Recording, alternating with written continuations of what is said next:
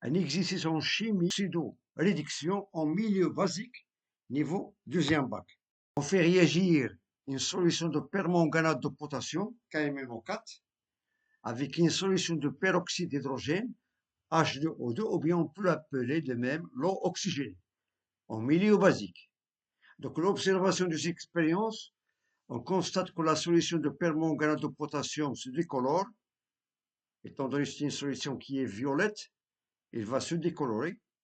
De même, il y a formation d'un précipité brun et dégagement d'un gaz qui ravive une bûchette incandescente. Donc les deux questions, premièrement écrire les demi-équations électroniques, puis écrire l'équation bilan. Bien. Nous commençons par la première question, les demi-équations électroniques. Étant donné qu'on a, au départ, on a l'ion permanganate, qu'on appelle MnO4, il va se transformer en un précipité brun, c'est le dioxyde de manganèse, MnO2.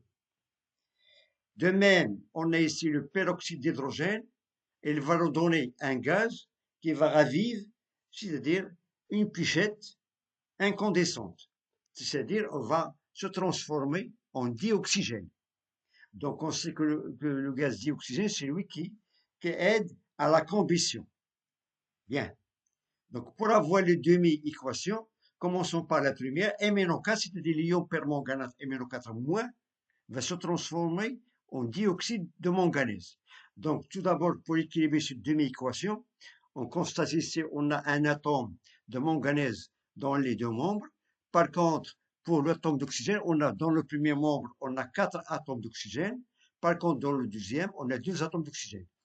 Donc, pour équilibrer les atomes d'oxygène, on doit ajouter, bien sûr, c'est-à-dire les ions hydroxyde dans le deuxième membre. Toujours dans une équation d'oxyde de réduction, pour équilibrer les atomes d'oxygène, on ajoute dans l'autre côté les atomes ou bien les ions OH-. Par contre, pour équilibrer les atomes d'hydrogène, on ajoute des molécules d'eau. Donc, combien on va ajouter d'oxygène? On a ici 4. Dans le deuxième membre 2, donc on doit ajouter 2 ions OH-. Donc, pour ajouter 2 ions OH-, on peut constater qu'on a 2 H. Donc, on doit écrire à gauche des molécules d'eau. D'où on a ici 2 OH-. Cela veut dire qu'on a équilibré maintenant les atomes d'oxygène. Voilà, 2 plus 2, ça fait 4. De même, dans le premier membre, on a 4 atomes d'oxygène. Le manganèse, c'est le même. On constate qu'on a une absence des atomes d'hydrogène dans le premier membre. Donc, comment peut-on avoir les atomes d'hydrogène? On peut les avoir dans les molécules d'eau. Donc, on doit ajouter ici dans le premier membre une molécule d'eau, ou bien 2. Si on a ajouté une molécule d'eau, donc on a équilibré les atomes d'hydrogène, mais on constate qu'on aura un déséquilibre des atomes d'oxygène. Donc, c'est mieux d'ajouter, voilà, 2 molécules d'eau. Voilà. Si on ajoute 2 molécules d'eau, on aura ici 4O plus 2, ça fait 6. De même, on a ici 2 plus 4, ça fait 6. Pour les atomes d'hydrogène, c'est le même. On a 4H et on a ici 2 fois 2, ça fait 4. Le manganèse, c'est le même. Et on constate, on a un équilibre des atomes, mais il y a un déséquilibre de charge. Dans le premier membre, on a une seule charge négative. Par contre, dans le deuxième membre, on a moins 4. 4 fois moins 1, ça fait moins 4. Donc, pour avoir un équilibre de charge, on doit ajouter dans le premier membre 3 charges négatives. C'est-à-dire 3 charges négatives, automatiquement 3 électrons. Bien. Donc, on aura dans ce cas, on a MnO4- plus 2H2O plus 3 électrons. Il nous donne le dioxyde de manganèse plus 4 ions hydroxyde, OH-. Et on constate maintenant que la demi-équation est équilibrée au point de vue charge, de même au point de vue atomique. On passe maintenant au deuxième réactif, le peroxyde d'hydrogène, ou bien l'oxygéné, qui s'est transformé au gaz dioxygène, qui est capable de ravivre une pichenette incandescente. Bien, donc on a le deuxième réactif, c'est H2O2 s'est transformé en dioxygène. Donc tout d'abord, on va équilibrer les atomes. On a ici 2 atomes d'oxygène, 2 atomes d'oxygène. Il nous manque ici 2 atomes d'hydrogène dans le deuxième membre. Ou peut-on avoir des atomes d'hydrogène, bien sûr, pour des molécules d'eau. Donc, on doit ajouter ici une molécule d'eau H2O pour équilibrer les atomes d'hydrogène. Et on trouve et on constate de même que les atomes d'oxygène est déséquilibré. Donc, on a 2 atomes d'oxygène. Par contre, ici, on a 3. 2 plus 1, c'est 3. Donc, pour équilibrer, on doit ajouter, bien sûr, des ions hydroxyde OH-. Voilà. Donc, on ajoute 2 OH-. Et on peut constater, on a H2 plus 2H, ça fait 4 hydrogènes. De même ici, 2 fois 2, ça fait 4. Pour l'oxygène, on a 2 plus 2, ça fait 4. De même ici, on a 2 plus 2, ça fait 4. Donc, on a équilibré les atomes d'hydrogène et les atomes d'oxygène. Mais on peut constater que le nombre de charges est différent dans les deux membres. On a ici moins 2, 2 fois moins 1, ça fait moins 2. Par contre, ici, on a 0 charge. Donc, où peut-on avoir des charges négatives?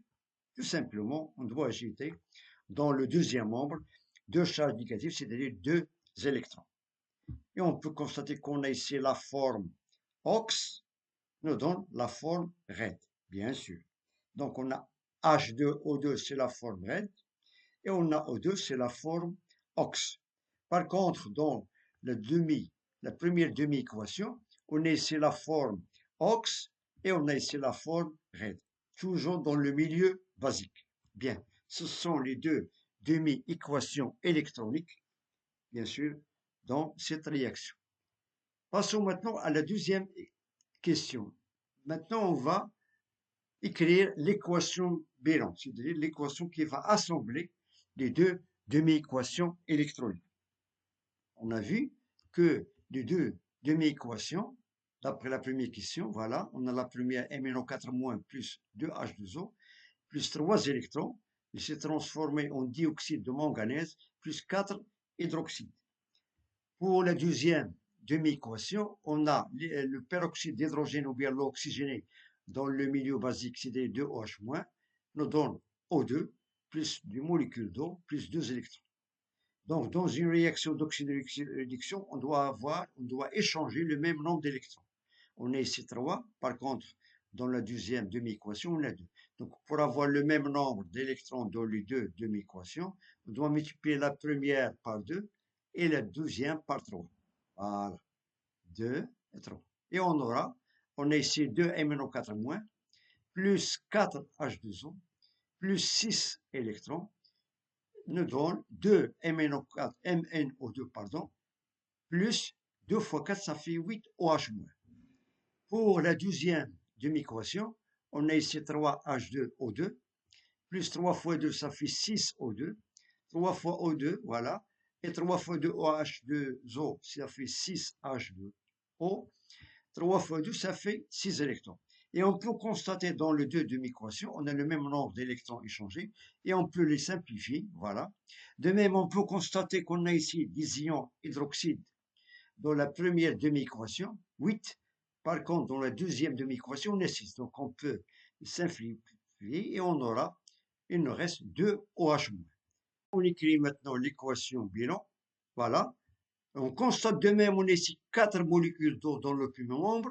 Et dans le deuxième, on a 6. Et on peut simplifier de même, il nous reste dans le deuxième membre 2 molécules d'eau. D'où on a 2 MnO4- plus 3 H2O2. Voilà, on a déjà simplifié par ces 4 molécules d'eau. Dans le deuxième membre, on a 2 MnO2, voilà, plus 2 OH-, plus 3 O2, plus 2 H2O. 2 vient sur 2 H2O parce qu'on a déjà dans le premier membre, on a 4 molécules d'eau. Et dans le deuxième membre, on a 6. Donc 6 moins 4, ça fait 2 molécules d'eau. Ça, c'est l'équation bilan de cette réaction qui est entre le permanganate de potassium et le peroxyde d'hydrogène. Bien. Donc, je vous remercie de votre attention. Bon courage et à très bientôt.